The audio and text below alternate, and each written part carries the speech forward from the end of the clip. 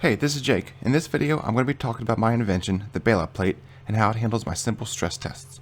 The goal of this video is just to get a general idea of the strength, flexibility, and scratch resistance of the plates.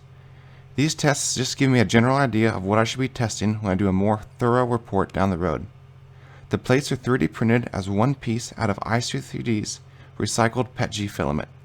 They're printed between 215 and 235 degrees Celsius with 2 outer edge shell layers and 3 top and bottom layers.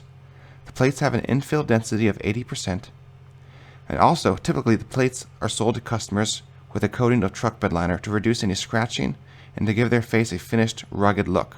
For these tests, the 4 plates used are defect plates without any truck bed liner.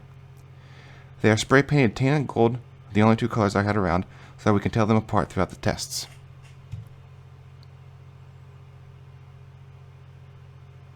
As you can see, only the gold spray paint scraped off on those simple tests.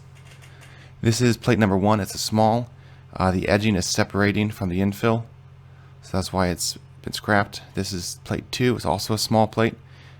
The face layer came apart. This is a 10-pound weight zip tied to the MOLLE panel. Now, the reason these tests are bad tests on my part is because they're only anchored to the center channel and then 2 other MOLLE supports. So the weight isn't evenly distributed, and that's my fault for doing this test poorly. And that completely shattered. This is test 3, or plate number 3. It's a large, and this just had some warping on the corners, and the face was a little dinged up. This has 15 pounds. Also, it's only zip tied to 3 different anchor points, which is a bad idea. If this is a heavy load, it should be anchored to maybe 6, 8, or 10 different points. So it's gonna break because it's not evenly distributed. But as you can see, even with the weight, it's still pretty rigid. There's 2 cracks there on the left and 1 on the right. That's a harder throw. This is how it should. The weight should be distributed. You see how it's using multiple rungs and spread out evenly.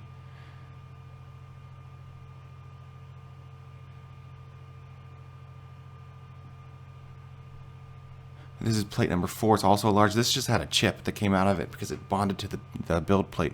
So it's a pretty good plate. Now this is 1 and 4. This is driving over it with my 4Runner. I do this a lot, and I wanted to see if anywhere the rungs would break, and none of them did, and it didn't even scratch the plate too much. There's one place where gravel dug pretty deep into it, but for the most part it just scraped off the gold spray paint. But none of the rungs broke, just a few scratches. Still pretty flexible. And that's the 2nd time driving over it.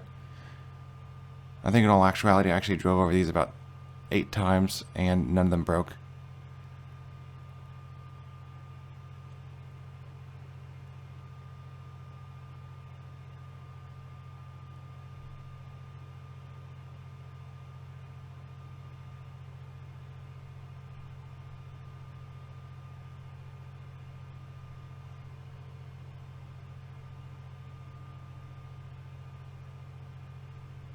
So in hindsight, as long as the weight's distributed, I would say it could easily do about 6 to 8 pounds on both plates, maybe more depending on how spread out the weight is.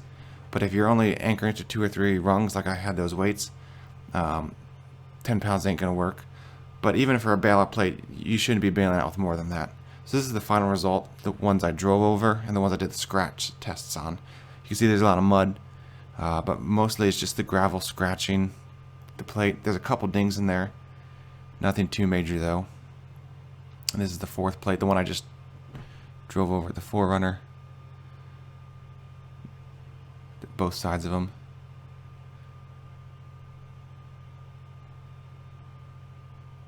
Thanks for watching. Please leave any questions or comments below.